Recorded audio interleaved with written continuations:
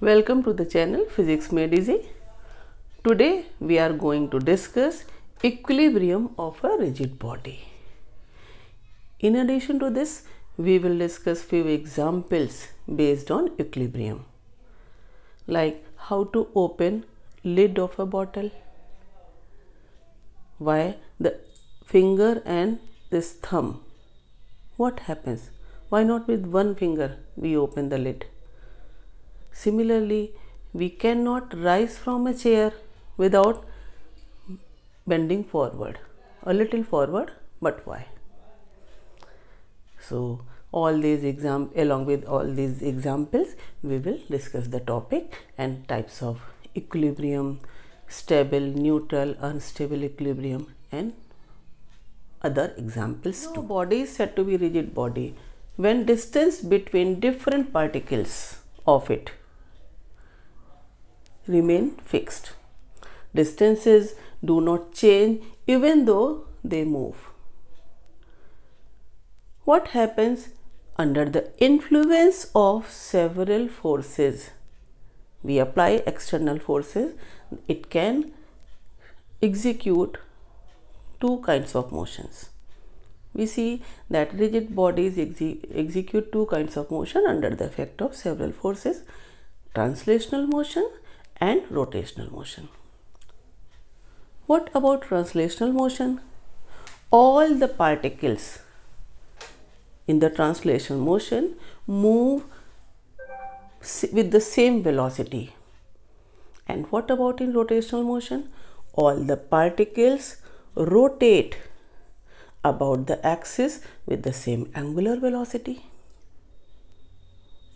So a rigid body is said to be in equilibrium when total linear momentum and total angular momentum remains constant with time. What can you say? Total linear momentum remains constant, that is, all the particles or with respect to body, the acceleration of its center of mass is 0. Similarly, you can say angular acceleration about any axis of rotation is 0. So, what is rigid body we have seen? What is equilibrium? Equilibrium condition is that center of mass, its acceleration is 0. In translational motion we have seen, and angular acceleration about any axis. When the body is said to be in rotational equilibrium, then it is 0. So this is the equilibrium condition of the body. And if we see that a body under the action of several forces, it has to possess two equilibria simultaneously, which are translational equilibrium and rotational equilibrium.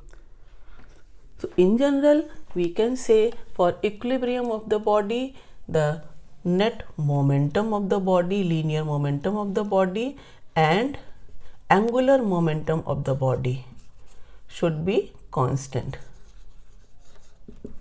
Or you can say this center of mass or angular acceleration, these two 0.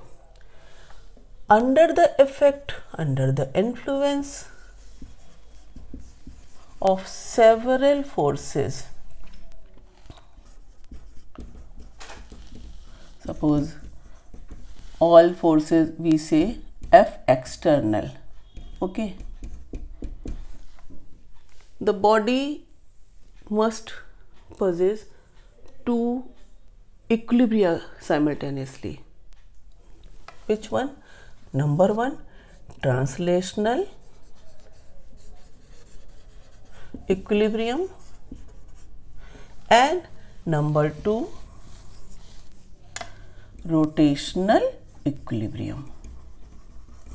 What is this translational and rotational equilibrium? If all the forces acting on the body their vector sum is 0. Net force on the body is 0. We can write here that if F external, that is vector sum of all the forces, is 0, then the body is said to be in translational equilibrium. We can write this F external 0 means the component of force along x-axis, component of force and all the components sum along x, y and z axis. This is 0. This is individually you will write here 0.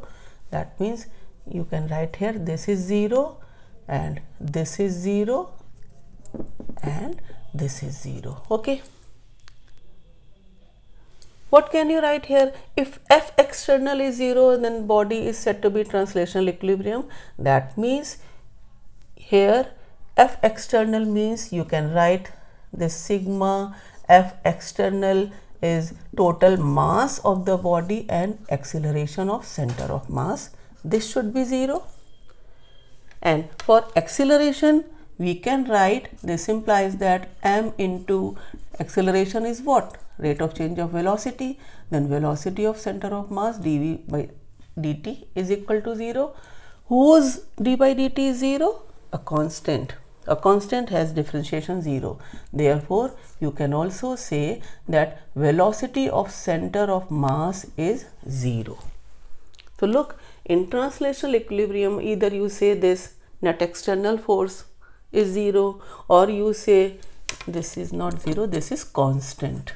Okay, because a constant differentiation is 0.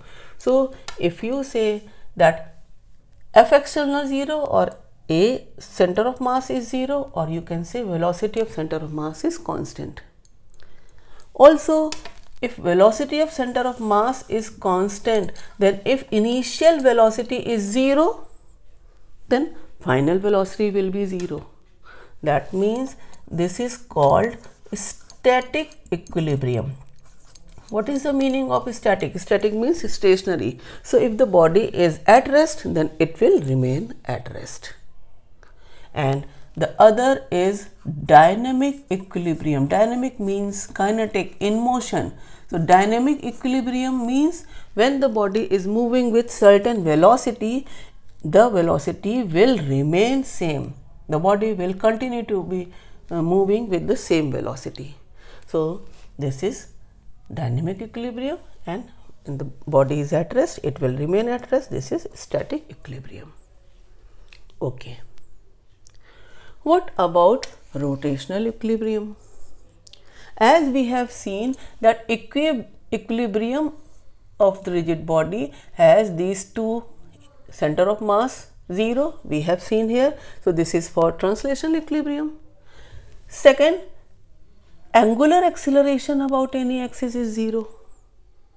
Here rotational equilibrium, a body is said to be in rotational equilibrium if the torques produced by all forces acting on it, their sum is 0.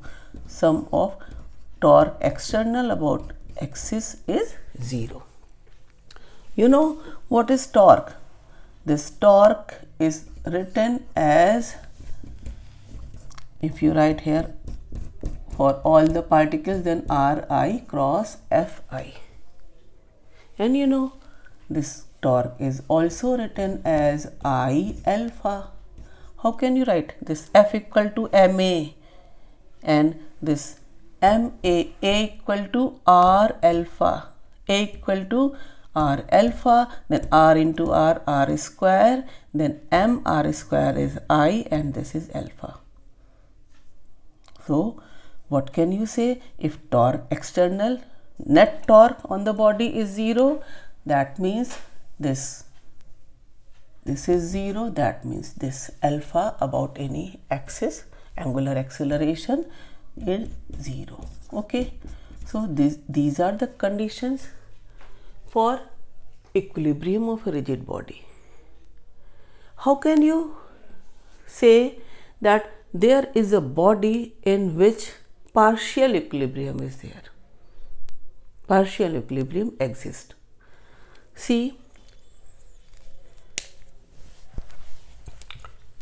translational equilibrium, we have seen net force 0, rotational equilibrium, net torque 0.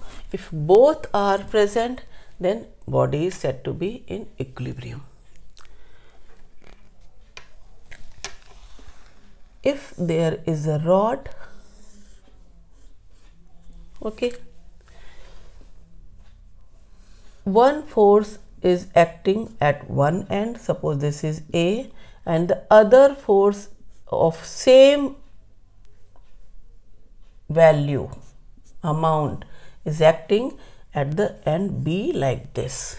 This is the center of the rod, suppose C. What will happen? This force will produce torque and this force will produce torque. These clockwise and anti-clockwise, look, this is anti-clockwise and this is clockwise. Then what will be the net torque? Torque net. This will be, or you can write here this one, net torque is 0. But is there net force 0? Both forces are in the same direction. So what will you say? That this net force is not 0. Look, this is the example of partial equilibrium. For equilibrium, we have seen that translational equilibrium and rotational equilibrium, both conditions, that for translational equilibrium, F external is 0, rotational, this one is 0. But what we are getting here in this example, this object is in rotational equilibrium, but not in translational equilibrium as per condition, because F external is not 0. Both the forces are in the same line. What will happen if you reverse the direction of force? Look here, if you reverse the direction of force, then this will be the force, and here as usual this is F. Now look here, that this is A, this is B, this is C. This force will tend to rotate. Rotational tendency of force is torque. Then in this way the torque will be produced anti-clockwise. And what about this force? Look here, this is also anti-clockwise. You know torque, right hand thumb rule, look. So both the forces are producing anti-clockwise torque. Again we find here, look, that this time net force is 0. How can you say this is upward, this is downward? They are equal and opposite.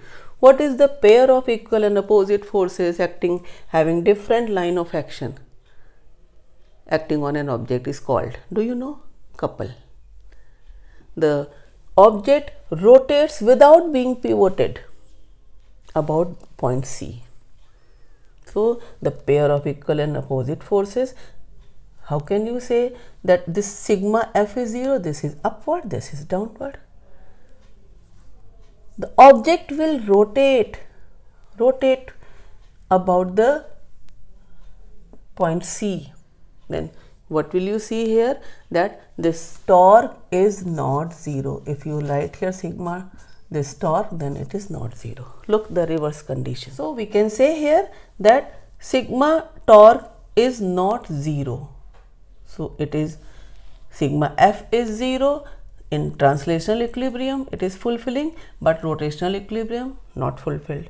In this case sigma torque is 0, that is rotational equilibrium is fulfilled, but not the translational equilibrium. That's why these are the examples of partial equilibrium.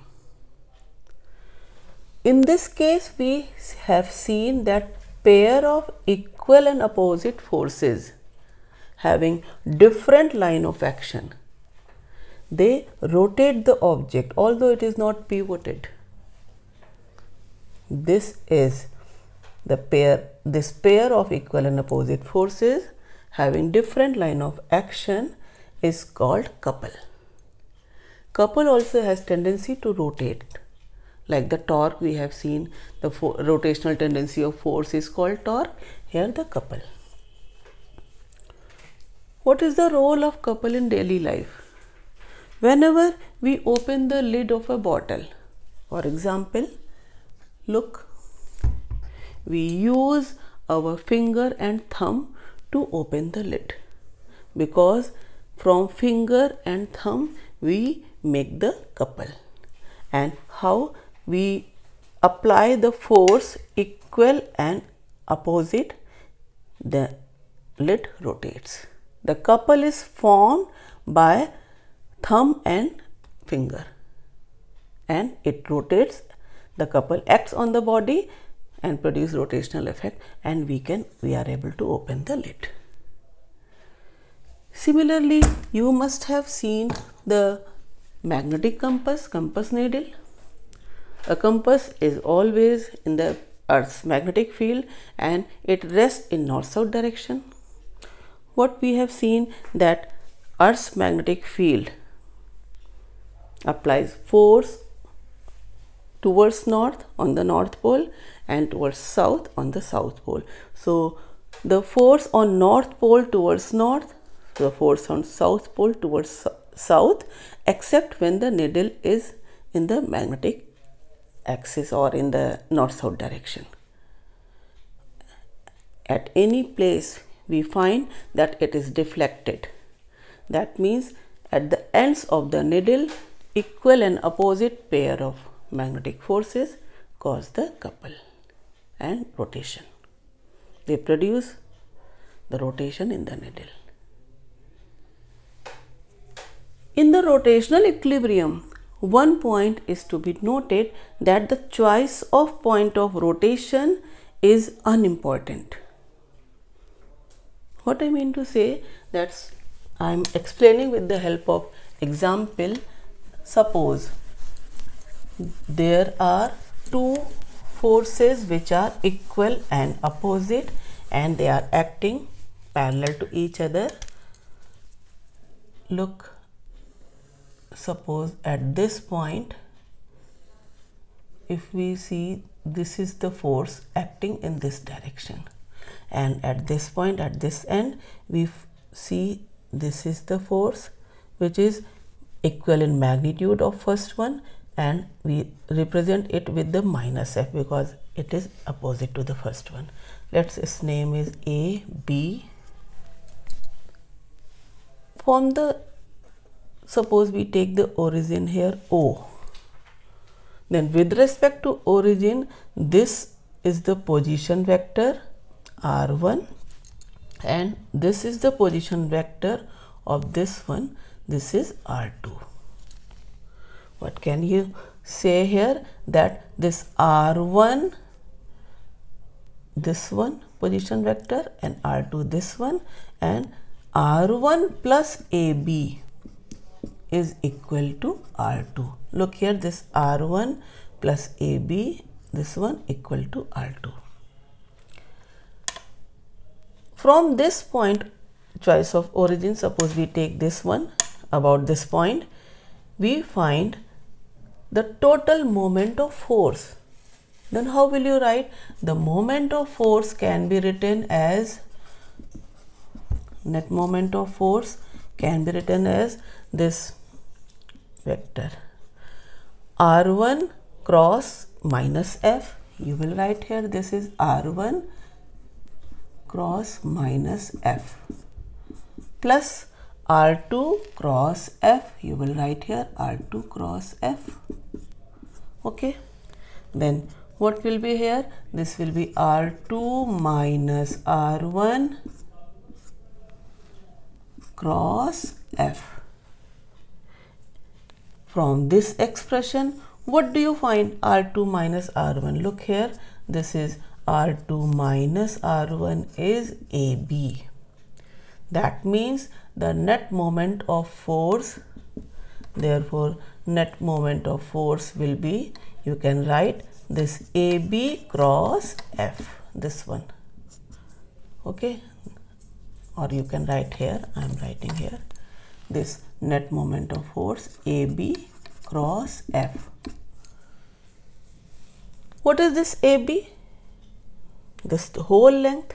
You find here that if you take origin here or here, the net result will be AB cross F. If you find origin here, then this will be OA and this will be OB. Finally, you will get the same result. So, it proves that the choice of the point of rotation in rotational equilibrium is unimportant. Now, we will see the work done if the body is in translational and rotational motion.